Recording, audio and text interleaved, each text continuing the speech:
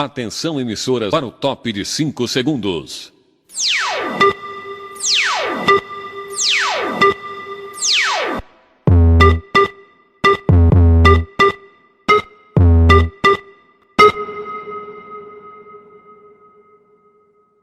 Daí, galerinha do segundo ano, tudo beleza? Então hoje a gente vai falar um pouco lá do capítulo 8, como tema raça. A gente tinha começado a falar disso lá em sala de aula, né? Então vamos retomar. Esse conteúdo é referente lá à meta 3 e 4, beleza? Então acompanhem comigo lá nos slides para que a gente faça uma explicação desse capítulo sobre a questão raça. Como que a gente utiliza essa palavra raça? Né? Ela, num sentido esportivo, vamos dizer assim, ela vai ser utilizada como força de vontade, como atitude, né? Quando a gente está lá num estádio de futebol, assistindo o nosso time jogar e o nosso time não está muito bem, a torcida começa a gritar, começa a pedir por raça, né? No sentido de força de vontade, de atitude dos jogadores em reverter aquela situação. Ela também é utilizada para classificar as supostas diferenças entre os seres humanos, certo? Uma classificação como se a espécie humana fosse dividida por raças. É óbvio que quando eu utilizo critério para classificar, eu sempre vou colocar alguém como mais importante, alguém como menos importante. Será que realmente a sociedade ela é segmentada por raças? Né? Vamos tentar ver aí, entender algumas teorias de alguns pensadores, desde lá o século XV, XVI, XVII, sobre essa questão da raça. Segundo a ciência biológica e pesquisas recentes na área da genética, a gente percebe que não existe evidências suficientes para que a gente justifique a divisão de raças entre os seres humanos, né? O famoso geneticista brasileiro aí chamado Sérgio Pena, ele vai dizer para nós que as raças são apenas produto da nossa imaginação. Ou seja, as raças elas existem lá dentro da nossa imaginação cultural. As raças elas não existem na nossa mente porque são reais, continua ele, mas são reais porque existem na nossa mente. Tá? Então vejam, o que ele quer dizer com isso? Né? Não é porque a gente pensa em raça que ela é real. Certo? Ela acaba se tornando real porque esse conceito durante muito tempo foi criado, durante muito tempo foi colocado como verdade e isso acabou se tornando algo natural para a gente pensar nessa divisão de raças entre seres humanos e utilizar essa divisão de raças para classificar, como eu já disse, como melhores ou piores. Apesar então da gente ver que não existem evidências científicas para a gente dizer que a diferença de raças entre os seres humanos existem, infelizmente a gente sabe que o racismo ele existe. E ele é um problema social que deve ser enfrentado. O racismo ele é um fato social, ou seja, ele está presente na nossa sociedade, ele está presente no nosso dia a dia. Ali embaixo eu vou deixar para vocês os slides que a gente está utilizando aqui e vocês vão ver que lá no slide, aqui na parte de baixo do slide, né, tem um link que vai levar vocês para a página da revista Exame e nesta página então existe uma reportagem que vou mostrar ali 5 casos de racismos no Brasil. A gente sabe que infelizmente todos os dias pessoas acabam sofrendo agressões, violência, discriminação, preconceito, única e exclusivamente por causa da cor da sua pele. Algo que é bem complicado, que é bem difícil e que, como eu já disse, né, precisa ser enfrentado, precisa ser debatido, precisa ser encontrado uma maneira da gente reverter esse problema social que afeta diariamente tanta gente. Acompanha comigo lá no slide. O racismo, ele é um tema muito complexo, né? Mas por mais que ele seja complexo, ele deve ser discutido, ele deve ser debatido. A gente vê ao longo da história humana vários momentos, vários episódios de violência que são motivados, primeiro, por ódio a outra pessoa. Segundo, por intolerância às diferenças, né? Não se toleram as diferenças. A gente tem vários exemplos na história aí de como isso acontece, certo? A gente tem, por exemplo, quando da chegada dos europeus no continente americano, a gente tem os europeus tendo contato com os nossos indígenas, mas não os respeitando. A gente sabe a quantidade de indígenas que foram dizimados pelos europeus, pelo único motivo dos europeus se acharem superiores aos povos pré-colombianos, certo? O outro exemplo que a gente pode utilizar é o exemplo na Segunda Guerra Mundial, quando o nazismo tentou e dizimou milhões de judeus, certo? Negros, ciganos, homossexuais, simplesmente porque os alemães achavam que a raça ariana, que a suposta raça ariana, era a raça pura e a única raça que deveria sobreviver.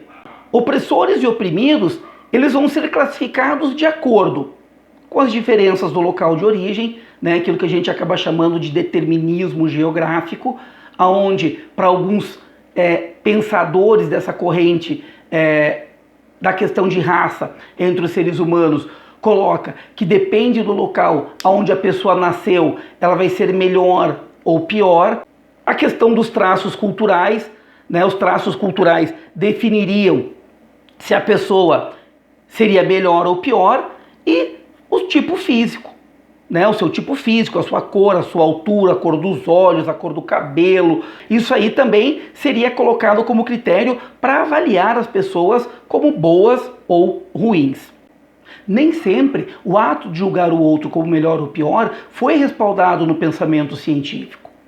Na Grécia Antiga, por exemplo, o ato de escravizar, ele era visto como um ato de bondade, certo? Então lá na Grécia Antiga, eles não achavam errado ou ruim ou pejorativo escravizar alguém. Aquele que estava escravizando achava que o seu ato de escravizar era uma bondade, porque, além do mais, ele estaria tirando a pessoa lá da sua terra, lá daquele pensamento, vamos botar entre aspas aí, medíocre que aquela sociedade tinha, e estava trazendo ele para uma sociedade civilizada, avançada, que seria a sociedade grega. Então, o ato de escravizar, de tirar a pessoa da sua terra e trazer para a Grécia para trabalhar como escravo para alguém, era considerado como um ato de bondade para o escravizador. É claro que é necessário contextualizar o que era ser escravo na Grécia e na Roma Antiga, uma vez que os relatos nos mostram que ser demós, né, o escravo na Grécia ou na Roma Antiga, ou até mesmo ser servo, não era necessariamente pejorativo, como eu expliquei, né? Eles consideravam isso como uma atitude boa, positiva, né, que estaria civilizando, né, tirando o cara de uma civilização atrasada e civilizando ele, né, numa civilização avançada como a Roma, como Grécia. Tá? Só que a gente também tem que pensar que quando a gente vai ler esses relatos, principalmente esses relatos mais antigos, a grande maioria desses relatos, eles são feitos na perspectiva do dominador, né? A gente não tem os relatos do dominado para ver se o dominado sentia-se assim. É claro que o dominador pensava dessa maneira, que ele estava sendo bom, que ele estava sendo benevolente com o escravizado. O filósofo grego Platão, ele afirmava que o escravo deveria ser de fora da Grécia. Por que de fora da Grécia? Porque dessa maneira não ia gerar conflitos internos com outras cidades-estados gregas. Outro motivo, né, que ele coloca é que desta maneira o inimigo externo seria docilizado. Ou seja, você transformaria o inimigo externo em alguém dócil, de fácil trato, que não lhe trouxesse problemas. Por esse motivo, de só ter escravos e pessoas inferiorizadas como escravos, cria-se uma repulsa ao estrangeiro. Estrangeiro que em gregos é a palavra xenós. Aí está a origem do termo xenofobia, medo ou aversão ao estrangeiro. Uma vez que lá na Grécia Antiga, o estrangeiro sempre era tratado como alguém inferior. Este argumento vai ser a base para a escravidão, para justificar a escravidão praticada por várias sociedades ao longo dos séculos seguintes. Sobre o conceito de raça e o avanço do racismo, a gente tem que entender que mesmo entre os cientistas sociais, não existe um consenso sobre a existência de raça ou não entre os seres humanos.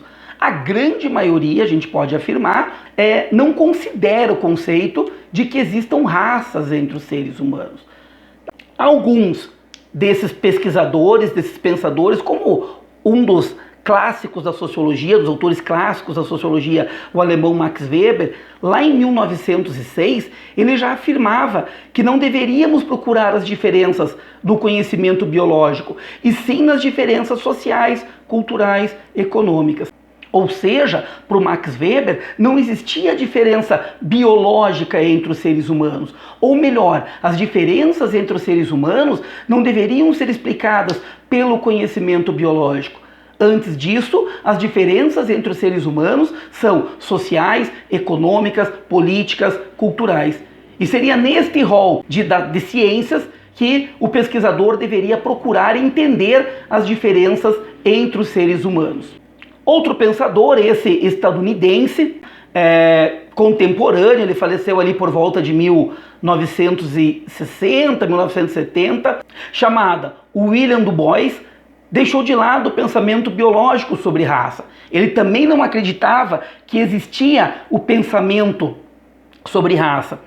Para explicar as diferenças entre os seres humanos e principalmente a situação que ele vivia como filósofo negro, tá certo? Nos Estados Unidos, numa época onde a segregação entre negros e brancos era muito grande, tá? Ele parte para a explicação a partir de experiências vividas por ele próprio e por outros afro-americanos que residiam nos Estados Unidos naquela época.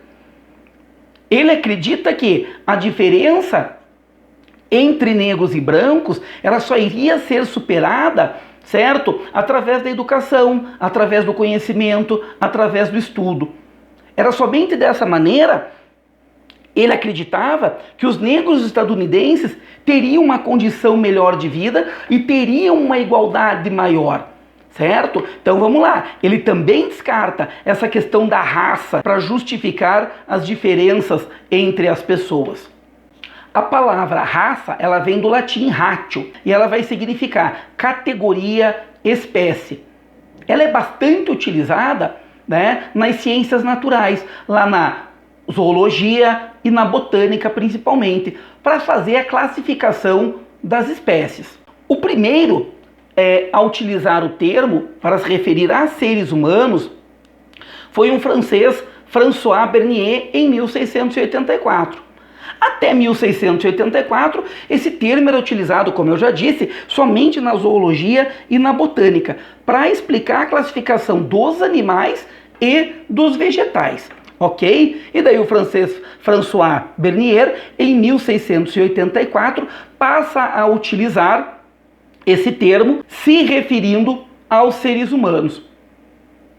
Um pouco mais tarde, o médico naturalista Linneu um autor extremamente importante ali para a biologia, uma vez que ele vai criar a classificação das espécies lá em reino, família, gênero, ordem, etc. e tal, ele vai criar uma divisão, uma classificação do Homo sapiens em 4 raças diferentes.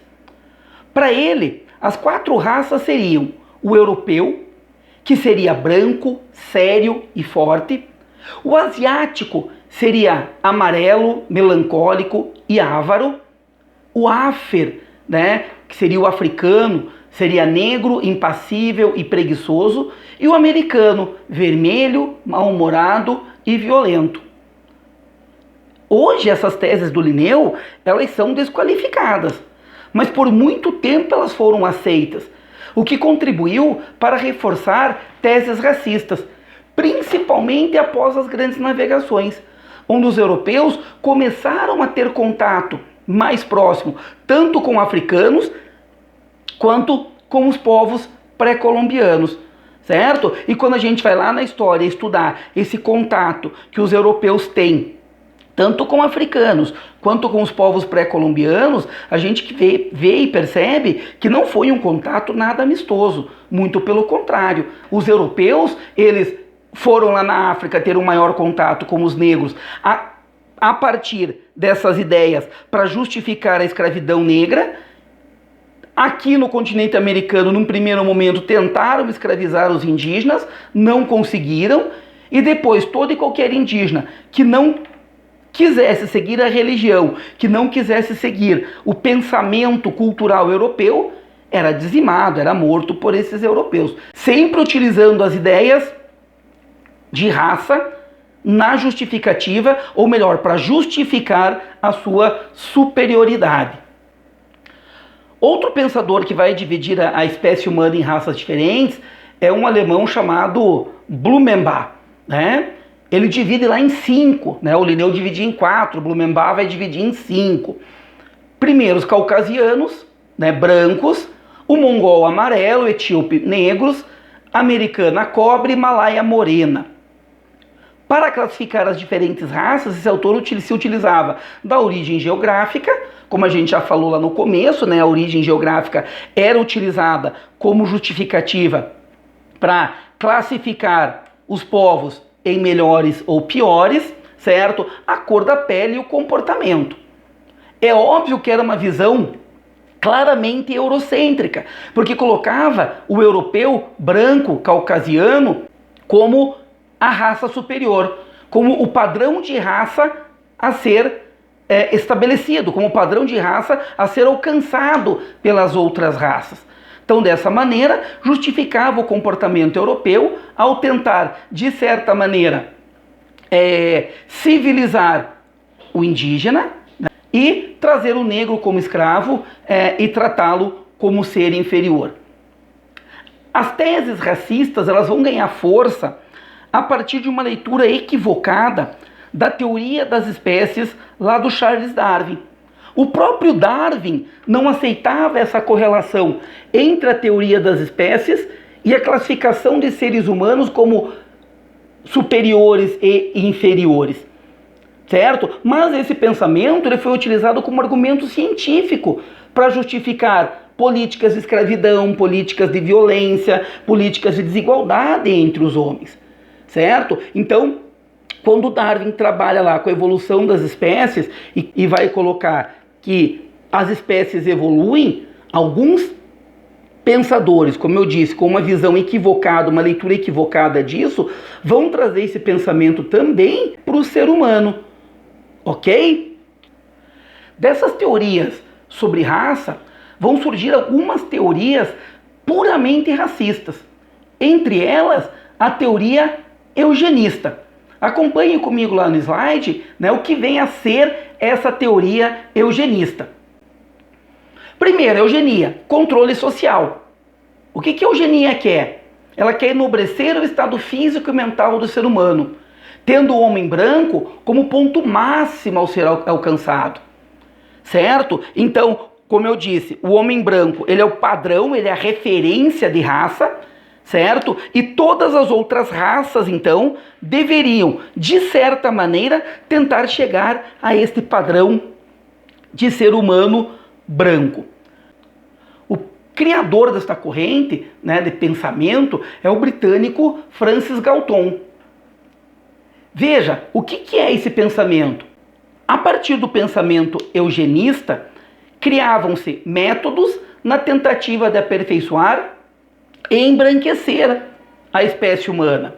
No Brasil, ali por volta do final do século XVII, início do século XVIII, foi criada uma lei que dizia que a imigração para o Brasil só poderia ser de raças que viessem contribuir para o engrandecimento e o embranquecimento da raça brasileira, certo? Eles não queriam mais que entrassem negros, que entrassem asiáticos, que entrassem outro tipo de raça que não viesse ajudar no embranquecimento e no engrandecimento da raça humana, como dizia a lei. Então essa era uma das formas, um dos métodos que eles tentavam para que fosse chegado a um padrão branco de raça superior, etc. e tal.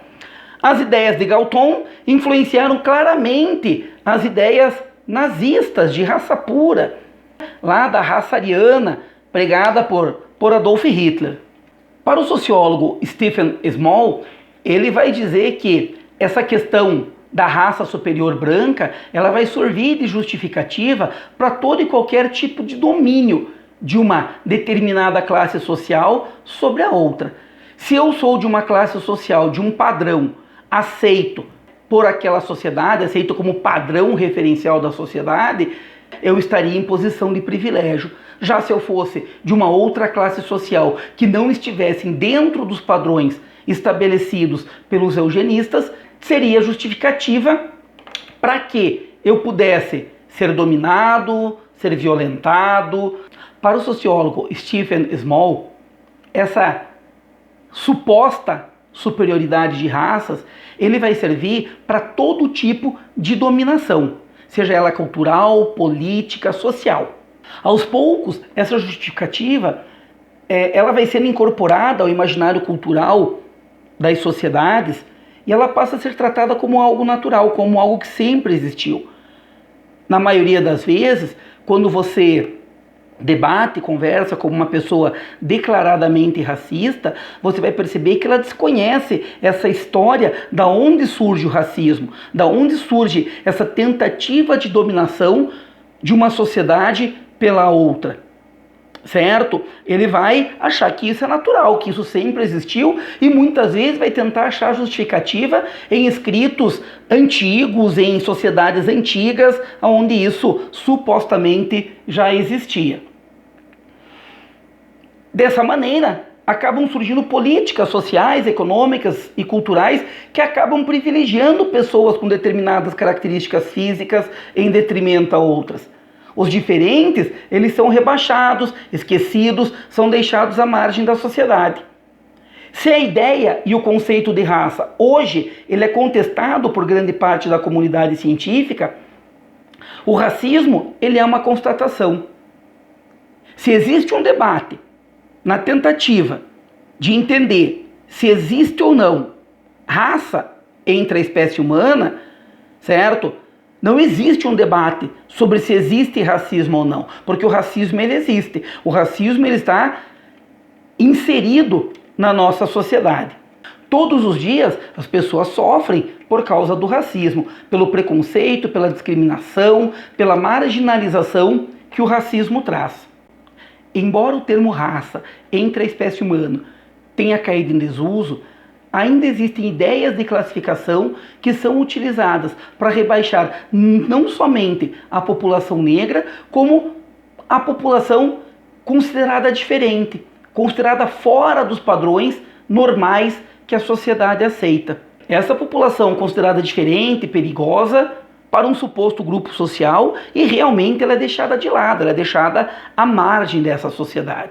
A grande questão para respondermos é como integrar essas pessoas em nossa sociedade, uma vez que todo este passado de teorias controversas faz com que internalizemos como natural essa segregação. Como trazer essas pessoas a um convívio sem preconceito, sem racismo, sem discriminação, sem violência? O que nós, enquanto cidadãos, podemos fazer nesse sentido? Valeu, galerinha. Espero que tenha ajudado vocês a compreender esse tema tão complexo que é o termo raça, né? A gente perceber que esse termo ele vem lá de trás, se internaliza na nossa sociedade, a gente acaba tratando ele como natural, mas não é, certo? Essa videoaula, ela serve como referência lá para as atividades da meta 3 e meta 4, ok? Eu tô deixando os slides lá no mural do Ionica para vocês também, e no slide vocês vão perceber tem algumas dicas de filmes com a temática racismo, ok? Filmes que são fáceis de serem encontrados lá. Se vocês tiverem interesse em assistir algum deles, qualquer coisa, entra lá no Ionica, manda no mural uma dúvida, se quiser fazer um debate sobre o filme, a gente faz lá, ok? Obrigado e a gente se vê. Valeu!